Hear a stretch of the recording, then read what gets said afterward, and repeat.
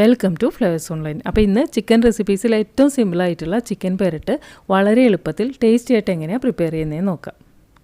ആദ്യം തന്നെ 2 കിലോ എല്ലോട് കൂടിയുള്ള ചിക്കൻ ചില്ലി ചിക്കൻ സൈസിൽ ചെറിയ പീസസ് ആയിട്ട് കട്ട് ചെയ്ത് ക്ലീൻ ചെയ്ത് എടുത്തിട്ടുണ്ട്.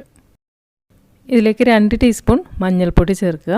പിന്നെ 6 ടേബിൾ സ്പൂൺ മുളക് പൊടി. ഇത് 4 ടേബിൾ സ്പൂൺ കാശ്മീരി ചില്ലിയും 2 ടേബിൾ സ്പൂൺ എരിവുള്ള മുളക് പൊടിയും കൂടി മിക്സ് ചെയ്താണ് എടുത്തിട്ടുള്ളത്.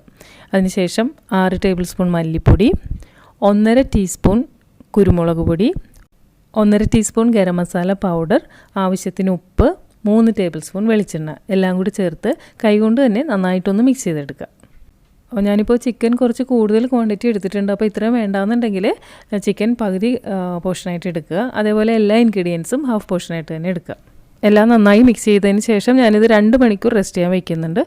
കുറഞ്ഞത് അരമണിക്കൂറെങ്കിലും റെസ്റ്റ് ചെയ്യാൻ വയ്ക്കുക. ചിക്കൻ 2 മണിക്കൂർ റെസ്റ്റ് ചെയ്തതിന് ശേഷം ഒരു മൺചട്ടി ചൂടായിട്ട് അതിലേക്ക് 4 ടേബിൾ സ്പൂൺ വെളിച്ചെണ്ണ ഒഴിക്കുക. മൺചട്ടിക്ക് പകരം ചൂട് കട്ടിയുള്ള ഉരുളിയോ ചീനച്ചട്ടിയോ എടുക്കുക. നോൺ സ്റ്റിക്ക് ഒഴിവാക്കുക.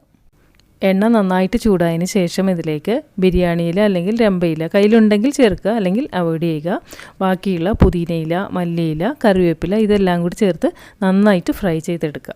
അപ്പോൾ ഇത് നന്നായിട്ട് ഫ്രൈ ആയിട്ടുണ്ട്. ഇനി മാരിനേറ്റ് ചെയ്ത് വെച്ചിരിക്കുന്ന ചിക്കൻ ആഡ് ചെയ്യുക.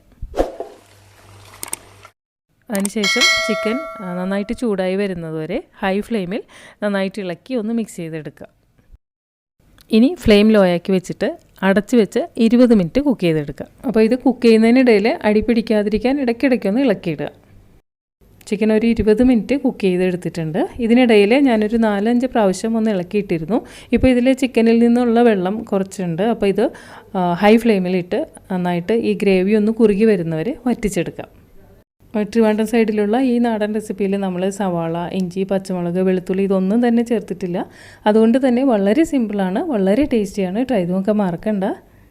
ലാസ്റ്റ് ഇതിലേക്ക് ഒരു 2 ടീസ്പൂൺ പച്ച വെളിച്ചെണ്ണ കൂടി ഒഴിച്ച് ഫ്ലെയിം ഓഫ് ചെയ്ത് നന്നായിട്ട് മിക്സ് ചെയ്തെടുക്കുക. ടേസ്റ്റി ആയിട്ടുള്ള ചിക്കൻ പെരട്ട് റെഡി ആയിട്ടുണ്ട്.